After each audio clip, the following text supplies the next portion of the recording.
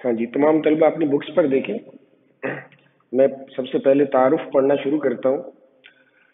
مولانا شبلی نعمانی، ان کا جو پیدائش کا سال ہے وہ 1857 ہے اور ان کی وفات کا جو سال ہے وہ 1914 ہے.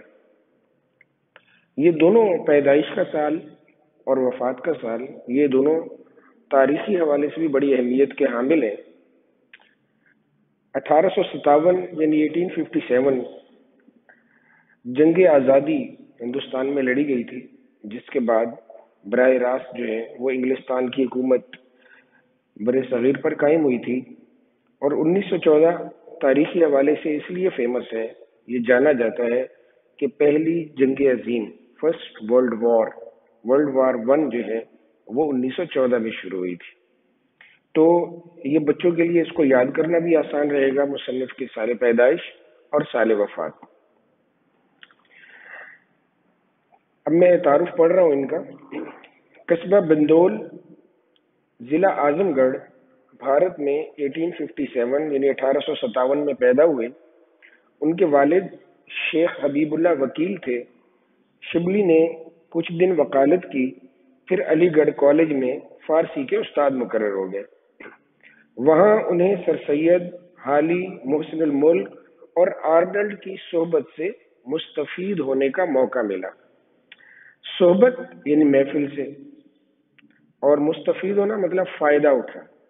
یعنی یہ ان کی مجلس میں بیٹھتے تھے، یعنی علمی مجالس ہوتی تھی، اور ان سے وہاں پہ بہت کچھ سیکھا ان لوگوں سے. یہ جتنے بھی لوگ جن کے نام یہاں پہ لکھے ہوئے ہیں، سر سید حالی محسن الملک آرنلڈ، یہ علمی لحاظ سے بڑے نام تھے.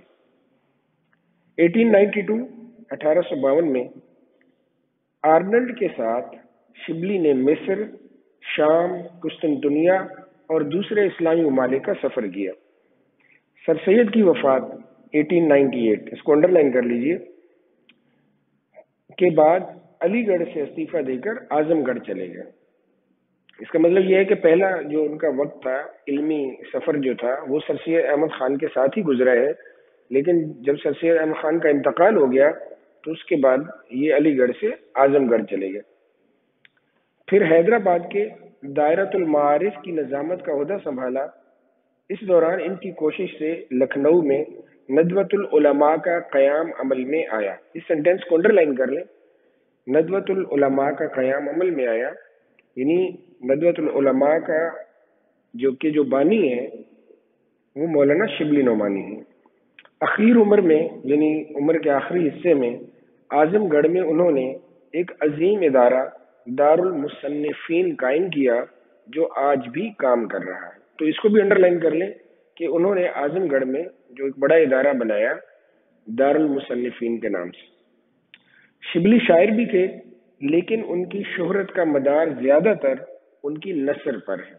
اس سینٹینس کو انڈر لائن کر لیجئے.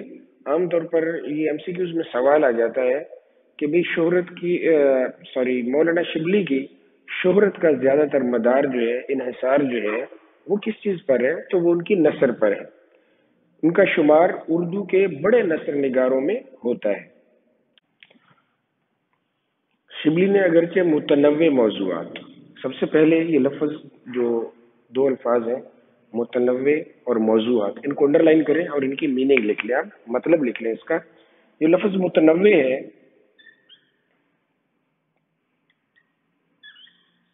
ٹھیک ہے، یہ لفظ ہے نو سے نکلا ہے، اور نو کا مطلب ہوتا ہے قسم، جسے آپ انگلش میں ٹائپ بولتے ہیں، ٹھیک ہے. اور موضوعات کامن لفظ ہے، عام طور پر بولا جاتا ہے، ٹھیک ہے، یعنی عنوانات، عنوان، ٹھیک ہے.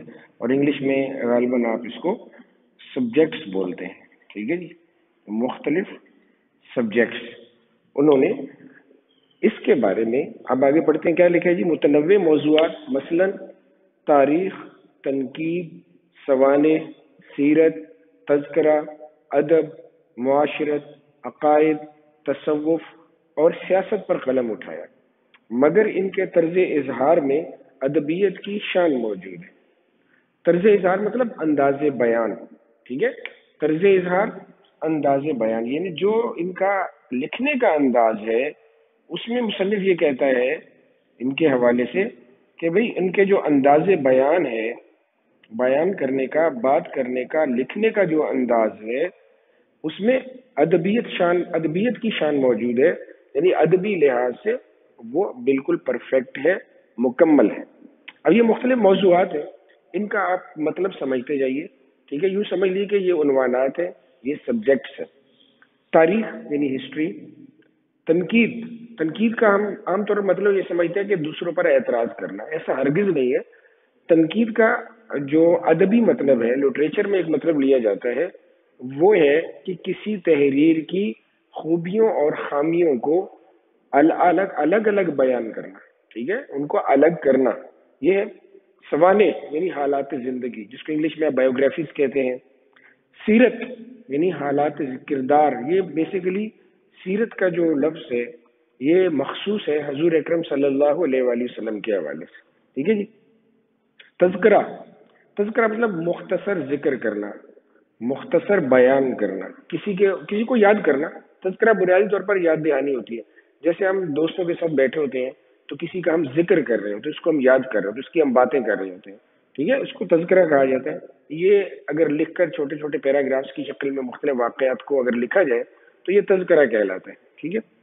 اس کے علاوہ ادب یعنی لٹریچر، معاشرت یوں سمجھ لیں سوشیالوجی، ٹھیک ہے۔ عقائد مطلب بلیفس، تصوف کو یوں سمجھ لیجئے کہ اللہ تعالیٰ کو یاد کرنا، ٹھیک ہے، یعنی مذہبی حوالے سے یہ ایک سبجیکٹ ہے، ٹھیک ہے۔ اور سیاست مطلب پولیٹکس۔ ان تمام موضوعات پر مولانا شبلی نعمانی نے اظہار خیال کیا، لکھا۔ اب ان کے آگے پڑھتے ہیں۔ جوش بیان، اعجاز و اختصار، روانگی و برجستگی، محققانہ انداز، غنائیت اور شعریت ان کے اسلوب بیان کی نمایاں خصوصیات ہیں۔ اسلوب بیان بھی بنیادی طور پر طرز اظہار کو ہی کہا جاتا ہے، ٹھیک ہے۔ اسلوب بیان بھی کیا ہے؟ وہ ان کا یعنی طرز اظہار کا ہی دوسرا نام ہے، اسلوب بیان، ٹھیک ہے۔ اچھا جی، شبلی کی تمام ادبی کاوشوں سے قطع نظر مطلب ہٹ کر ان کا سب سے بڑا ادبی کارنامہ ان کا انداز بیان ہے۔ یہ لاسٹ سینٹینس ہے، اس کو انڈر لائن کریں کہ عام طور پر یہ پوچھا جا سکتا ہے کہ سر سید احمد خان کا سب سے بڑا ادبی کارنامہ کیا ہے، تو وہ جناب ان کا کیا ہے؟ انداز بیان ہے، یعنی اسلوب ہے، ان کا طرز اظہار ہے۔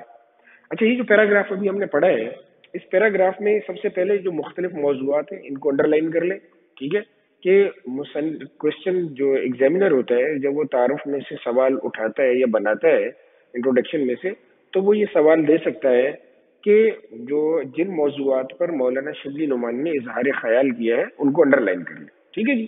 اس کے علاوہ اب ان کا جو اسلوب بیان کی نمایاں خصوصیات ہیں ان کو بھی انڈر لائن کر لیں۔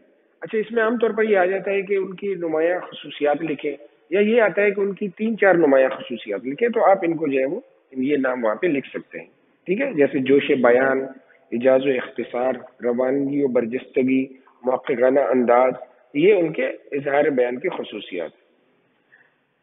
شبلی کی متعدد تصانیف مطلب کتابیں جو انہوں نے لکھی ہیں۔ اہم تصانیف میں یعنی ویسے درجنوں ہیں، جو یہاں پہ چند ایک بیان کی گئی ہیں وہ دیکھیے کون سی ہیں۔ اہم تصانیف میں شعر العجم، اس کی 5 جلدیں ہیں، ٹھیک ہے۔ الفاروق، المامون، سیرت النعمان، الغزالی، سوانح مولانا روم، سفر نامہ روم و مصر و شام اور سیرت النبی صلی اللہ علیہ وسلم شامل ہیں۔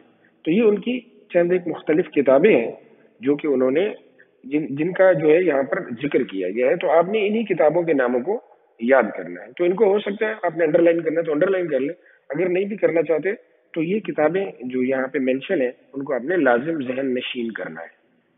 تو یہ آج کا ہمارا انٹروڈکشن تھا، اس کو آپ ذرا دوبارہ خود سے غور سے پڑھیے، ٹھیک ہے، اور جن باتوں کی آپ کو سمجھ نہیں آئی ہے ان کو انڈر لائن کیجیے۔